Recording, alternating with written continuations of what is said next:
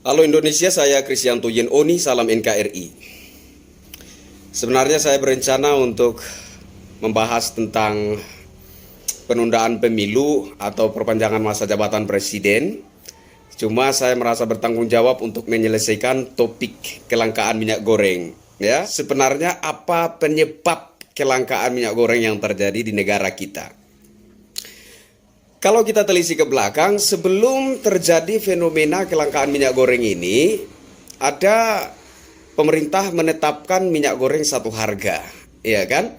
Dan yang perlu menjadi catatan penting bagi kita adalah ketika pemerintah menetapkan minyak goreng satu harga, kala itu minyak goreng sedang melimpah ruah. Oke, saya ulangi sekali lagi. Ketika pemerintah menetapkan minyak goreng satu harga, ketika itu minyak goreng sedang melimpah. Setelah pemerintah menetapkan minyak goreng satu harga, terjadilah kelangkaan minyak goreng. Jadi ini patut menjadi tanda tanya, ada apa gitu ya. Memang ada beberapa klarifikasi ya, baik itu dari Mendagri, dari Badan Pangan Nasional, dan dari beberapa pihak lagi. Ada yang mengatakan minyak goreng ini bocor gitu ya, dijual ke luar negeri. Ada juga yang mengatakan bahwa dari minyak goreng subsidi dijual ke industri. Nah, kemudian ada, saya kira alasan yang lebih masuk akal adalah penimbunan. Karena penimbunan ini sudah beberapa kali terkuak ya, sudah beberapa kali polisi melakukan razia dan menemukan di beberapa tempat ada penimbunan. Ya kan? Menurut amatan saya, yang diuntungkan dalam fenomena kelangkaan minyak goreng ini adalah para politisi dan partai politik. Oke, kemarin ada Partai Demokrat menyalurkan 16 ton atau 16.000 liter minyak goreng kepada rakyat, ya. Janggal dan lucu sekali menurut saya. Di saat negara kita sedang menderita kelangkaan minyak goreng, ada pihak partai politik yang bisa dapatkan 16 ton, 16.000 liter. Yang menjadi tanda tanya adalah di saat negara sedang menderita kelangkaan minyak goreng ini, distributor mana yang mau melayani konsumen sebanyak 16.000 liter? Bukan hanya Partai Demokrat saja gitu ya. Bukan hanya Partai Demokrat saja yang menyalurkan atau membagikan minyak goreng kepada masyarakat dengan harga 14.000 ya, sesuai dengan penetapan yang dilakukan oleh pemerintah. Ternyata di sana ada juga partai PDI Perjuangan dan partai PSI. Nah, ini yang membuat saya mulai geram. Ya. Jadi situasi ini dimanfaatkan oleh para politisi dan partai politik untuk berlomba-lomba mengangkat pamor masing-masing. Yang dikorbankan siapa? Rakyat. Ya, rakyat yang dikorbankan. Dan kemudian pamor pemerintah, citra pemerintah, Presiden Jokowi yang menjadi korban dalam fenomena kelangkaan minyak goreng ini. Saya minta tolong kepada para politisi dan partai-partai politik. Saya kira akan lebih masuk akal ya, jika kalian mengupayakan cara-cara yang baik, yang lebih positif untuk mengatasi penderitaan rakyat ini. Ya, rakyat sementara menderita kelangkaan minyak goreng. Tolong jangan korbankan rakyat demi mengangkat pamor kalian masing-masing. Ya.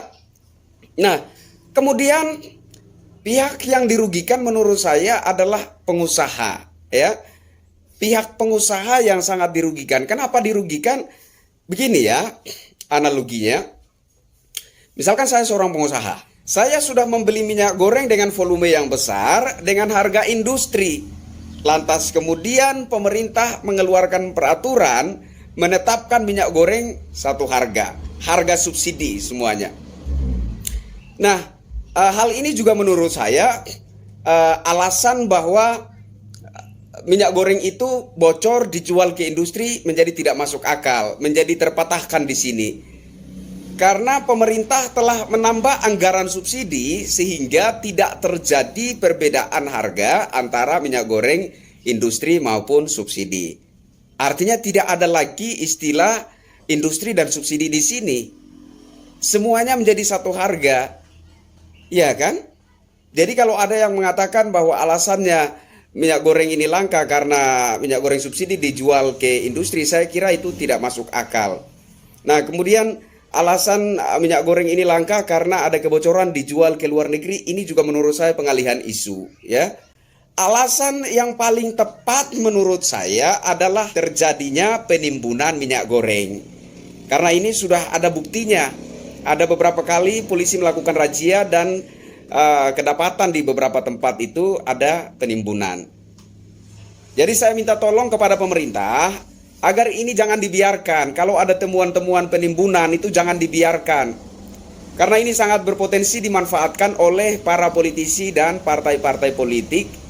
Ya, rakyat dikorbankan demi mengangkat pamor mereka masing-masing. Mereka berlomba-lomba untuk mengangkat pamor masing-masing. Yang dikorbankan adalah rakyat, yang dikorbankan adalah citra baik pemerintahan Presiden Jokowi.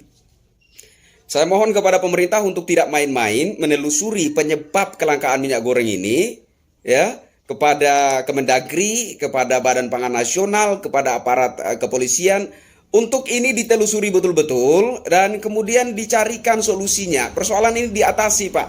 Jangan hanya klarifikasi demi klarifikasi. Sementara fenomena ini terus berjalan, masyarakat terus menjerit, dan ada pihak-pihak partai politik tertentu yang memanfaatkan situasi ini, ya, membagi-bagikan minyak goreng kepada masyarakat untuk mencitrakan dirinya baik di mata masyarakat. Tidak seperti itu, ya, cara mendulang simpati rakyat. Saya kira seperti itu.